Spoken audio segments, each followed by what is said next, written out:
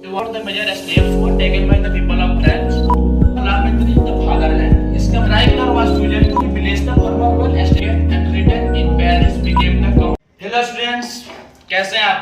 This is Mani. I hope you all are fine. आज मैं आप सभी के लिए एक हिस्ट्री का सबसे इंटरेस्टिंग और इम्पोर्टेंट चैप्टर लेके आया हूँ, जिस चैप्टर का नाम है the rise of nationalism in Europe. आज हम इस चैप्टर में पढ़ने वाले हैं कि नेशनलिज्म का मतलब ये होता है कि राष्ट्रवाद। Thinking about only one nation, there is no discriminations about any caste, any religions, about any persons. Thinking only about our nation, without discriminations about our religion.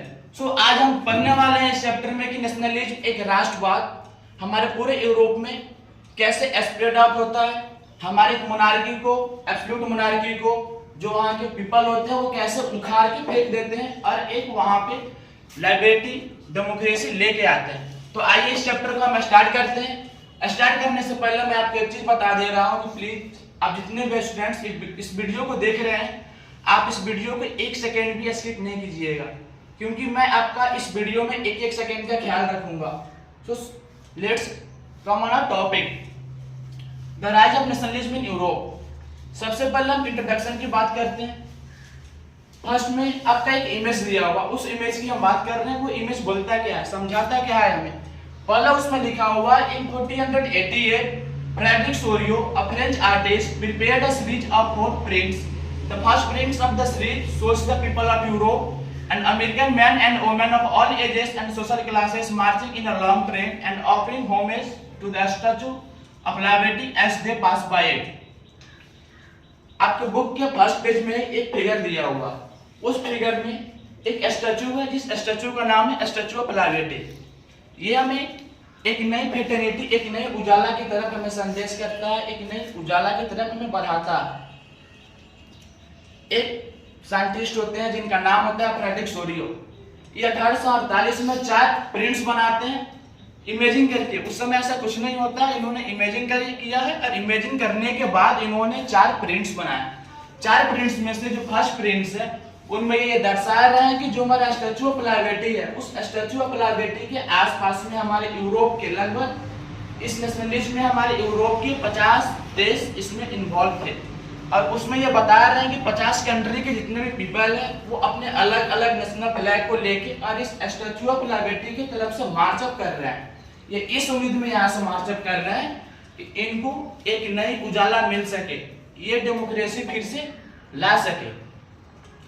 जो स्टैचू ऑफ लिबर्टी है उनके एक हाथ में मेरा charters of rights of man है और दूसरे में आपका इनलाइटमेंट है, टर्च ऑफ इनलाइटमेंट। मींस वो ये स्टैचू जो है आपको ये दर्शा रहा है कि एक हाथ में राइट्स की हम बातें कर रहे हैं, हमारे ह्यूमन अधिकार की हम बातें कर रहे हैं। हमारा ये मानना है कि हम जन्म से ही किसी के पीढ़ी से बंधे हुए नहीं है, हम फ्रीडम है, हमारे पास फ्रीडम है। लेकिन यूरोप में उस समय जो राजा होते हैं उन फ्रीडम्स को बांध देते हैं, जिसकी वजह से जो स्टैचू ऑफ लिबर्टी है ये उन्हें संदेश देता है कि आपका राइट है, आप उसे डिस्ट्रॉय कीजिए और उसके ऊपर आप डेमोक्रेसी पाइए। उस समय तक the United States and Switzerland which by this time were already nation states. ये बहुत ही इंपॉर्टेंट लाइन आपके लिए, मोस्टली ऑब्जेक्टिव जो एग्जाम से होते हैं ये पूछे जाते हैं। जब 1848 में सारे देश, मैंने आपको पहले ही बोल दिया, उस समय 50 कंट्री इन्वॉल्व थे।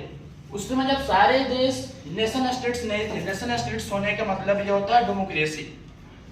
उस समय 50 में से सिर्फ 2 ऐसे ही कंट्री थे जिनके पास नेशन स्टेट्स थे, जो ऑलरेडी नेशन स्टेट्स हो गए थे, जिनमें से एक का आपका नाम आता है स्विट्जरलैंड और सेकेंड का आपका नाम आता है नेशन स्टेट्स। अब हम बात करते हैं नेशन स्टेट्स होता क्या है।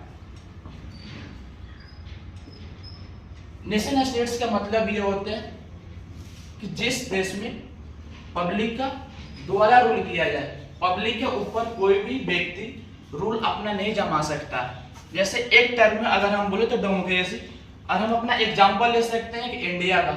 इंडिया में जैसे डेमोक्रेसी होते हैं, डेमोक्रेसी का मतलब तो पता ही है, हमारा अब्राहम लिंकन ने जो हमें अपना स्टेटमेंट्स देके दिया था, bye the people, for the people end of the people, तो वो नेशन स्टेट्स होते हैं। और इससे पहले 1848 में पूरे यूरोप में सिर्फ 2 ही कंट्री थे जो नेशन स्टेट्स थे। मैंने आपको नाम बता दिया, एक आपका स्विट्जरलैंड है और जो आपका सेकेंड है वो United state of America means आप बोल सकते हैं यूएसए।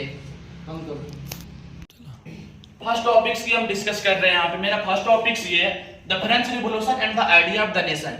इस टॉपिक में हम ये जानने वाले हैं कि फ्रांस के जो पीपल है कैसे एक डेमोक्रेसी फ्रांस में लाते हैं और फ्रांस के बाद पूरे यूरोप में जो कंट्री मैंने आपको बताया था 50 कंट्री में कैसे स्प्रेड आउट करते हैं।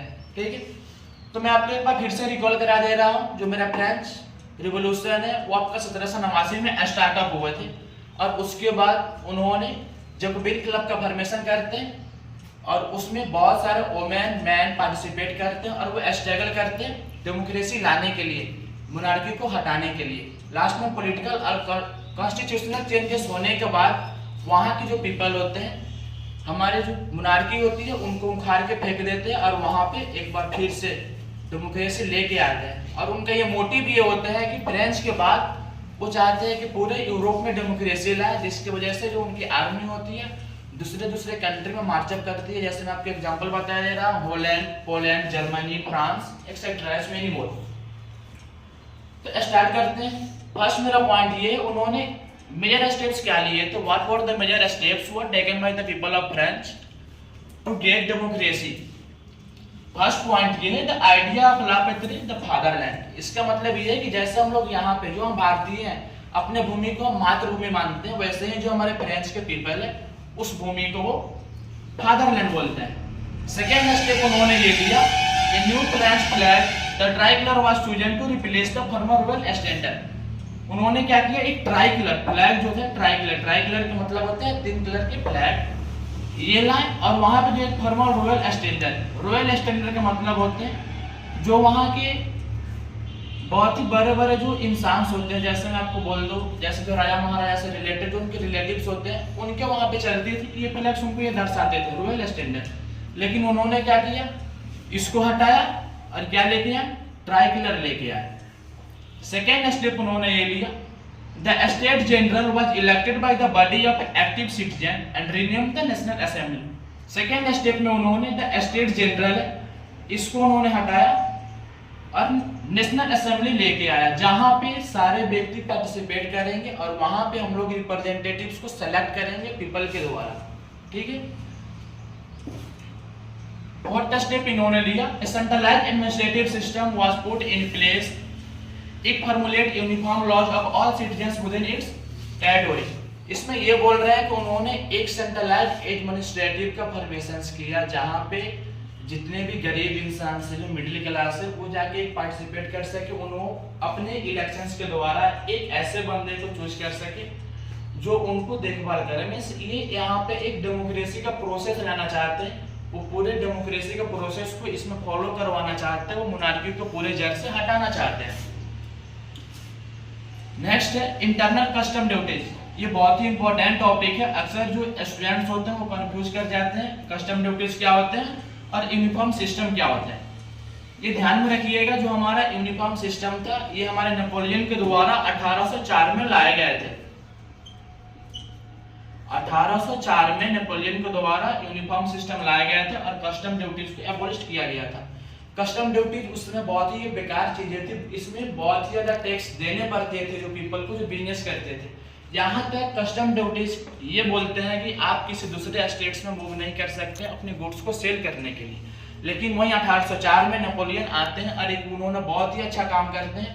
उनका पहला होता है उन्होंने कस्टम ड्यूटीज को हटाते हैं और हमारे यूनिफॉर्म सिस्टम लेके आते हैं। यूनिफॉर्म सिस्टम से ये बोलते हैं कि जो यूनिट्स होते हैं और जो आपका मनी होता है, जो एक्सचेंज मनी होता है, वो सारे सेम होंगे, टैक्स आपको नहीं लगेगा। उन्हें फ्री किया जाता है कि आप दूसरे स्टेट्स में जाके वहां से अपने गुड्स को एक्सचेंज कर सकते हैं। और उस समय कुछ क्षणों के लिए जो मिडिल क्लास पीपल होते हैं, जो फार्मर होते हैं, उन्हें कुछ खुशी मिलती है क्योंकि वो अपने गुड्स एक्सचेंज कर सकते हैं दूसरे स्टेट्स में जाके और वो सेल कर सकते हैं। लास्ट आपका French as it was spoken and written in Paris became the common language of the nation. French जो था वहां का एक लैंग्वेज था जो पेरिस में बोली जाती थी। ये मेरा यहाँ पे कॉमन एक वर्ड है, कॉमन लैंग्वेज मेरी बन जाती है। कॉमन लैंग्वेज बोलने के मतलब है यूरोप या फ्रांस के जितने भी पीपल है, उस कंट्री के जितने भी पीपल है, वो सारे एक ही लैंग्वेज बोलेंगे जैसे अगर हम बात करें, जैसे हम लोग में होता है, एक एग्जांपल मैं आपको लेके बता रहा हूँ। जैसे भारत है तो उसमें अक्सर हम लोग हिंदी बोलते हैं, ये मेरे कॉमन लैंग्वेज है, हिंदी सारे बोलते हैं। वैसे वहां पे क्या हुआ था, मेरा एक कॉमन लैंग्वेज आया था, वो कौन था, मेरा फ्रेंच था। इससे पहले जो वहाँ के राजा महाराजा थे वो अपने डिप्लोमेसी के लिए बढ़ावा दिखाने के लिए वो फ्रेंच का यूज करते थे और इन्हें स्ट्रिक्ट किया जाता था फ्रेंच बोलने के लिए। लेकिन जब इन्होंने मेजर स्टेप्स उठाए थे, उनमें जो मेरे फ्रेंच थे वो इसको एक वीपन्स मान लिए थे, लैंग्वेज को एक वीपन्स लेके चले थे और फ्रेंच को एक उन्होंने कॉमन लैंग्वेज बना लिया था। तो आगे हम पढ़ेंगे कैसे नेपोलियन 1804 में आते हैं। 1804 में आने के बाद वो कैसे मोनार्की के खिलाफ जाते हैं और लोगों के लिए कुछ अच्छा काम करते हैं, कुछ डेवलपमेंट करते हैं। जैसे जो मेरे गिल्ड रिस्ट्रिक्शंस होते हैं उनको हटाते हैं, हमारे जो कम्युनिकेशन सिस्टम्स होते हैं, जो हमारे ट्रांसपोर्ट सिस्टम्स होते हैं उनको अच्छा करते हैं। जैसे राइट टू प्रॉपर्टी लेके आते हैं, जो हमारी मोनार्की होती है उसको ये हटाते हैं। उसके बाद जो मेरे प्रिविलेजेस होते हैं, जैसे मेरा एक राजा उसके बेटा हुआ, वो राजा बनेगी, उस चीज के खिलाफ जाके हटाते हैं कुछ क्षणों के लिए।